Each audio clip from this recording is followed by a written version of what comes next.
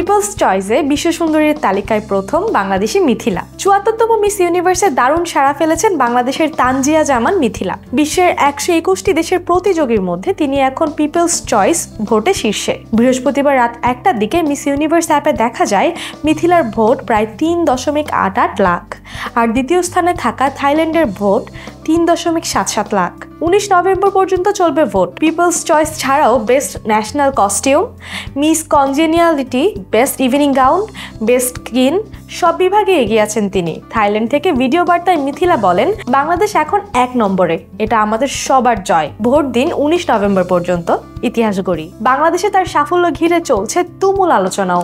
Showbiz অঙ্গনের তারকারা একে একে যুক্ত হচ্ছেন ক্যাম্পেইনে। জয়া আহসান, মেহজাবিন, রুনা খান, বুবলি সহ অনেকেই সামাজিক মাধ্যমে ভোট চেয়ে পোস্ট দিচ্ছেন। ভোট দিতে হলে মিস ইউনিভার্স অ্যাপে গিয়ে বাংলাদেশ নির্বাচন করে গেট ভোটে ক্লিক করতে হবে। বিজ্ঞাপন দেখেও বাড়তি ভোট দেওয়া যাবে। গত সেপ্টেম্বর মিস ইউনিভার্স বাংলাদেশ ২০২৫ খেতাব জেতা মিথিলা শুধু মডেল অভিনেত্রী নন, বাল্যবিবাহ রোধী কাজ ও সুবিধা বঞ্চিত শিশুদের পক্ষে সক্রিয় মুখ। ২০২০ সালে একই খেতাব জিতেও মহামারীর কারণে আন্তর্জাতিক পর্বে যেতে না পারা মিথিলা এবার ফিরছেন আরো শক্তভাবে এবং লিখছেন বাংলাদেশের সর্বোচ্চ সাফল্যের নতুন অধ্যায়। জাকির, মিথিলার এই অর্জনকে আপনি কিভাবে দেখছেন? আমরা কি কোনো একটা ইতিহাসের অংশ হতে যাচ্ছি?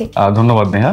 আসলে অলরেডি মিথিলা ইতিহাসের অংশ হয়ে গিয়েছেন বলা যায়, কারণ পিপলস চয়েস যে বিভাগটা সেখানে তিনি প্রথম হয়েছেন। ১২১টি দেশের মধ্যে তিনি প্রথম। সো এইটা বাংলাদেশের জন্য একটা ম্যাসিভ সাফল্য আমি বলবো, এবং পার্সোনালি তো মিথিলার জন্যই। বাট আলটিমেট অর্জন তো অবশ্যই মিস ইউনিভার্স হওয়া। তো সেই দৌড়ে আসলে বেশ অনেকটাই এগিয়ে আছেন মিথিলা, কারণ আরো কিছু ক্যাটাগরি আছে যেখানে আমি দেখলাম হচ্ছে তিনি দ্বিতীয়, তৃতীয়। সো ওভারঅল সবকিছু মিলিয়ে তার র্যাঙ্কিং খুবই ভালো এবং তিনি খুবই ভালো করছেন, এবং হচ্ছে এই লেভেলে আসলে বাংলাদেশের কেউ এখন পর্যন্ত আসতে পারেনি। সোফার তিনি যতটুকু অর্জন করেছেন এটা বাংলাদেশের জন্য অনেক ম্যাসিভ একটা ব্যাপার। এবং যদি বলেন যে আসলে ইতিহাসের অংশ হতে পারবো কিনা, সেটা আসলে সময় সাপেক্ষ ব্যাপার, এবং হচ্ছে শুধুমাত্র পিপলস চয়েস দিয়ে তো আসলে হয় না। সেখানে যারা হচ্ছে বিচারক, ওভারঅল পারফরমেন্স সবকিছুর উপর ডিপেন্ড করবে আসলে তিনি মিস ইউনিভার্স হতে যাচ্ছেন কিনা। But as far as we saw যে হচ্ছে ওনার যেই ক্রেডিবিলিটি সেটা আসলেই চমৎকার, এবং উনি প্রায় সবকিছুতেই এগিয়ে আছেন। সো আমরা আশা রাখতে পারি যে আসলে মিথিলা বাংলাদেশের হয়ে একটা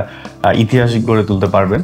তবে আরেকটা কথা যদি বলি, সেটা হচ্ছে মিথিলা কিন্তু আসলে বাংলাদেশকে খুব ভালো গ্লোরিফাই করেছে এই মিস ইউনিভার্স এবারের ৭৪তম আসরে, এবং এক ধরনের দ্বার উন্মোচন হয়েছে বাংলাদেশিদের জন্য বা বাংলাদেশি স্পেশালি নারীদের জন্য বা নায়িকাদের জন্য। সেটা হচ্ছে তিনি যে অর্জনটুকু এখন পর্যন্ত করেছেন সেটা দিয়ে আসলে অনেক দূর যাওয়া সম্ভব। যদি ধরেন বলিউড, হলিউড, এই সিনেমা ইন্ডাস্ট্রিগুলোতে কিন্তু আসলে ঠিক ওই পিপলটাকে, ওই নায়িকাটাকেই চুজ করা হয় যিনি আসলে খুব জনপ্রিয় হয়েছেন বা ইন্টারন্যাশনাল স্টেজে খুব ভালো পারফর্ম করেছেন এবং একটা পোস্টার গার্ল হিসেবে আবির্ভূত হয়েছেন। সো সেই জায়গা থেকে কিন্তু মিথিলা আসলে এখন poster girl kind of. So তার পার্সোনাল লাইফে খুব অর্জনের জায়গা থেকে যদি বলি, সামনে হয়তো তার জন্য অনেক ধরনের প্রপোজাল আসতে পারে বলিউড থেকে কিংবা ইভেন হলিউড থেকেও আসতে পারে, সিনেমা করার বা হচ্ছে এনি কাইন্ড অফ এন্টারটেনমেন্ট ওয়ার্ল্ডে পার্টিসিপেট করার। সো বাংলাদেশ থেকে ডিরেক্টলি কাউকে এইভাবে চুজ করা আসলে বাংলাদেশের সুনামের জন্য তো ভালোই, বাংলাদেশের সুনাম বাড়বে, এবং বাংলাদেশের তার হাত ধরে আরও কিছু অ্যাক্ট্রেস বা অ্যাক্টরও বাংলাদেশের বাহিরে গিয়ে বলিউড কিংবা হলিউডে গিয়ে অংশগ্রহণ করতে পারবে।